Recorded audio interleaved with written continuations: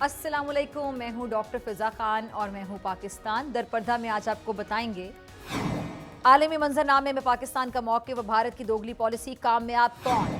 कश्मीर अब करारदादों से नहीं किरदारों से आज़ाद होगा। नाज़रीन, पाकिस्तान को इस वक्त बैक वक्त अंदरूनी इस्तेहकाम, आलमी बयानिया साजी और इलाकाई तनाज़ात का सामना है। ताहम सिफारती महाज पर पाकिस्तान का मौक़िफ़ रोज़ बरोज़ तवाना होता जा रहा है, चाहे वो फ़लस्तीन के हक़ में मौक़िफ़ हो या फिर कश्मीर की आज़ादी का मुकदमा। पाकिस्तान एक उसूली और इंसानी बुनियादों पर खड़ा है और भारत की जानिब से मुसलसल फॉल्स फ्लैग ऑपरेशन, सरहदी खिलाफ वर्जियाँ और आबी जारियत जैसे इकदाम न सिर्फ खित्ते के अमन के लिए खतरा हैं बल्कि आलमी कानून की खुली खिलाफ वर्जी भी है।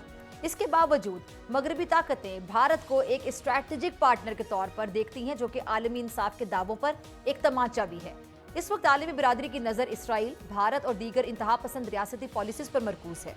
ये मौका है कि पाकिस्तान आलमी ज़मीर को झंझोड़े, न सिर्फ कश्मीरी आवाम के हक के खुद इरादियत के लिए आवाज़ बुलंद करे बल्कि भारत के अंदर बढ़ती हुई फस्तायत और मजहबी जुनूनियत को भी बेनकाब करे। इन हालात में पाकिस्तान को अब सिफारती सतह पर मजीद जारहाना मौक़िफ़ अपनाने की ज़रूरत है। अक़वाम मुत्तहिदा जैसे आलमी इदारों में पाकिस्तान की मौसर और मुदल्लिल नुमाइंदगी नागुज़िर हो चुकी है। हमें दुनिया को ये बावर कराना होगा कि अगर कश्मीर का मसला हल ना हुआ, अगर पानी का मसला बिगड़ गया या अगर भारत की इश्तियाल अंगेजियाँ यूं ही जारी रहती हैं तो जनूबी एशिया किसी भी वक्त एक बड़े तसादुम का शिकार हो सकता है, जिसके नताइज सिर्फ खित्ते के लिए नहीं बल्कि पूरी दुनिया के लिए भयानक हो सकते हैं। इस वक्त पाकिस्तान को किन मसाइल का सामना है? भारत किस तरह से सिफारती महाज पर झूठ, फरेब, फॉल्स फ्लैग ऑपरेशन के जरिए अपने तौसी पसंदाना अज़ाइम को आगे बढ़ा रहा है? पाकिस्तान का मौक़िफ़ आलमी सतह पर कैसे पेश किया जा सकता है?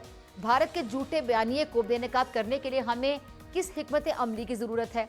मकबूजा कश्मीर ज़रा याद रखिएगा एक ज़मीनी तनाज़ा नहीं है बल्कि हमारी कौमी गैरत, तारीखी हक़ाइक़ और इंसानी हकूक़ की संगीन पॉलिसीज़ का इस्तियारा बन चुका है। भारत की जानिब से जो जारी रियासती जबर है, मीडिया प्रोपेगेंडा है, पहलगाम वाक़ये के बाद सूरत हाल एक नए मोड़ पर आ चुकी है। एक तरफ आज़ाद कश्मीर में सियासी, समाजी और तालीमी तरक्की की राहें खोली जा रही हैं और दूसरी ही जानिब जो मकबूजा कश्मीर है उसमें हर सुबह आंख खुलती है बंदूक की नोक पर, हर शाम ढलती है किसी न किसी माँ की आंखों में आंसू बनकर। भारत में आज भी मुसलमानों, कश्मीरियों की जान की कीमत सिर्फ एक सियासी बयानिए से वाबस्ता है। तो फिर फर्क क्या रह गया हिटलर और नरेंद्र मोदी में? पहलगाम वाक़ये को भारत दहशतगर्दों की कार्रवाई करार दे रहा है, जबकि दर हकीकत ये दहशतगर्दी इंडिया की रियासती वर्दी में की जा रही है। ये सब भारत के झूठे सेकुलर चेहरे पर एक बदनुमा दाग नहीं बल्कि इसका असल एक चेहरा है ना। और दूसरी जानिब आलमी इदारे, इंसानी हकूक़ के ठेकेदार, जमहूरियत के पुजारी हर साल दर्जनों करारदादें मंजूर करते हैं, मगर जब बात मकबूजा कश्मीर और गजा पर आती है तो इनकी ज़बान को ताले लग जाते हैं, सांप सूंघ जाता है, गोया कश्मीरी इंसान नहीं है इनकी नज़र में। अक़वाम मुत्तहिदा की करारदादों में दफन कोई गलती तबात में है और इंसानी जो हकूक़ है उनकी तंजीमों और आलमी इदारों का हाल किसी बंद दरवाजे की मानद है, जिस पर ना तो सिफारतकारी की दस्तक सुनाई देती है और ना ही इंसानियत की पुकार सुनाई देती है।